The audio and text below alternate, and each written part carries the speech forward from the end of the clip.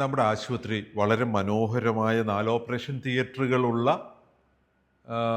2 minor OTകളുള്ള അങ്ങനെ മൊത്തം 6 surgical procedure ചെയ്യാൻ സംവിധാനങ്ങളുള്ള ആശുപത്രിയാണ് നമ്മളുടേത്. ഇനി എനിക്കിത് മനസ്സിലായതനുസരിച്ചാണെങ്കിൽ മറ്റൊരു 4 ഓപ്പറേഷൻ തിയേറ്ററുകളുടെ പണി പൂർത്തിയായി വരുന്നുണ്ട്.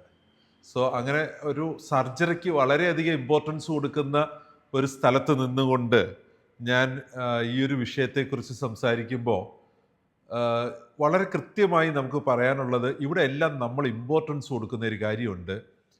ഈ ഒരു സംവിധാനങ്ങൾ വളരെ സേഫ് ആയിട്ടുള്ള ഒരു സർജിക്കൽ സർവീസസ് പ്രൊവൈഡ് ചെയ്യാൻ in a consistent manner focused ആണ്.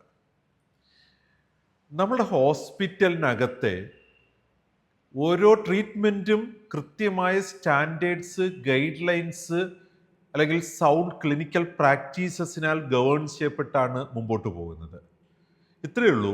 ഇത് സർജിക്കൽ കേസസിലും ഈച്ച് ആൻഡ് എവരി സർജറിയുടെ കേസിൽ നമുക്ക് കൃത്യമായ ഡോക്യുമെൻ്റ് ചെയ്യപ്പെട്ട എഴുതപ്പെട്ട സ്റ്റാൻഡേർഡ്സ് ഉണ്ടാവണം.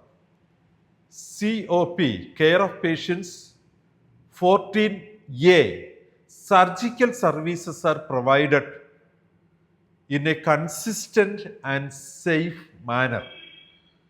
ഒരുപാട് വിശദീകരിക്കണ്ടല്ലോ, നമ്മൾ അത് തന്നെയാണ് ഫോക്കസ് ചെയ്യുന്നത്. നമ്മുടെ ആശുപത്രിയിലെ ഏതൊരു സർജിക്കൽ പ്രൊസീജിയർ ആയാലും അതെങ്ങനെയാണ് ചെയ്യേണ്ടതെന്നുള്ള അതിൻ്റെ മാനദണ്ഡങ്ങൾ കൃത്യമായി ഡോക്യുമെൻ്റായിട്ട് നമ്മുടെ അടുത്തുണ്ടാവണം. ഇതൊരു ഇൻസ്പെക്ഷനൊക്കെ വരുമ്പോൾ ഉണ്ട് എന്ന് പറഞ്ഞാൽ പോരാ, കാണിക്കാൻ ഡോക്യുമെൻ്റ് ഉണ്ടാവണം.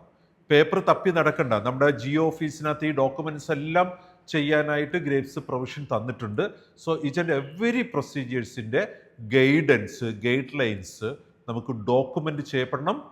COP 14A